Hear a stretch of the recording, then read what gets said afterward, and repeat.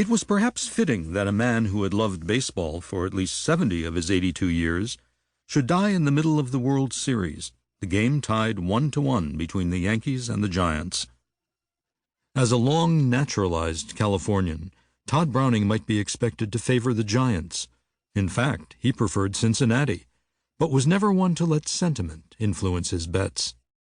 In his carefully guarded private life, Browning adored animals and schmaltzy figurines, but when it came to the sphere of public spectacle, his approach was clinical and unsparing. As a director of motion pictures, he forged a reputation as the Edgar Allan Poe of the cinema, a Hollywood prince of criminality, darkness, and the grotesque.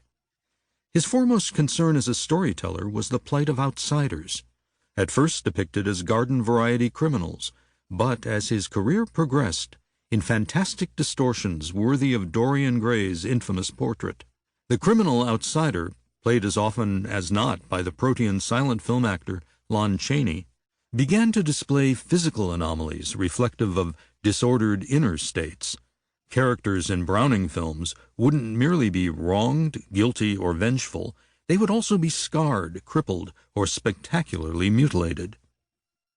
Eventually, Browning's cast-asides would include real sideshow freaks who, through accidents of birth, surpassed anything Lon Chaney could accomplish with rubber humps and leather harnesses, as well as utterly fantastic alien strangers like the predatory Count Dracula.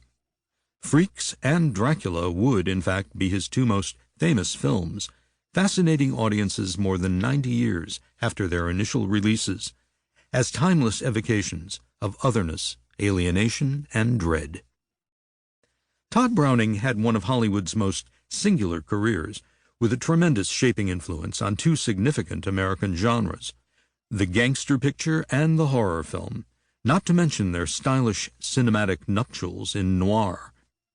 His first-hand knowledge of the industry and its personalities, from D.W. Griffith's pioneering Biograph Company to the sophisticated dream factory of Louis B. Mayer's MGM, would have been the material of a terrific Hollywood memoir. But Tod Browning didn't like to talk, at least not about his career.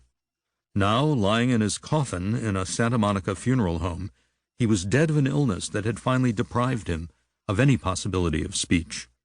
It was a grimly ironic comment on the life and death of a man who had made his fortune as a silent film director, but who had had considerable difficulties in adapting his talents for the medium of talking pictures. He would become angry in his final years whenever a person he had allowed to become intimate would begin to press for details about his life in Hollywood. There was much to be curious about. Few directors had displayed such a singular preoccupation with the grotesque. His Freaks had been one of the biggest disasters of the early talkie era, repulsing and infuriating audiences and critics, with its unprecedented display of real human deformities, and was banned in some parts of the world for 30 years. There was his legendary collaboration with the equally secretive Chaney, the man of 1,000 faces who rarely revealed his own. There was Dracula with Bela Lugosi, and whether his subject was the criminal underworld or the nether realm of the undead, Browning's films are filled with repeated, almost interchangeable themes, characters, and compositions that impress the viewer with the disturbing power of recurrent dreams. As critic Stuart Rosenthal noted in 1975 in the only substantial critical essay then published on Browning's work, although the work of any auteur will repeatedly emphasize specific thoughts and ideas, Browning is so aggressively and unrelenting in his pursuit of certain themes that he appears to be neurotically fixated on them. Browning expresses his obsessive content in a manner that may be properly described as compulsive.